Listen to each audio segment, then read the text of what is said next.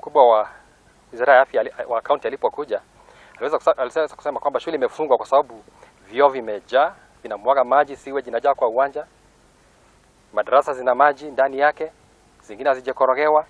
Na kwa hiyo basi tunahitaji msaada mkubwa sana, kwa sababu alipeana masharti ambayo tunapoona wazazi hawataweza. Kwa mfano kuchimba fiti 4 mtaro kuanzia sehemu za choo juu ya choo kuzunguka shule mzima, wazazi wanaweza fanya hilo. Wanaweza jitahidi, wanaweza kuchimba.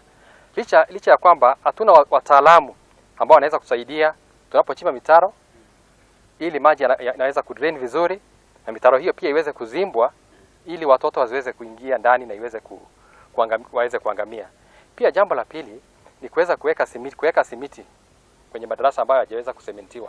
Ni kazi ambayo wazazi hataweza. Tulipofanya gharama ya kuweka simiti madarasa 3, kufanya plastering na kuweka simiti chini, tukaona inagharimu karibu shilingi milioni 1 ama kutoka 1,600 na kwenda juu.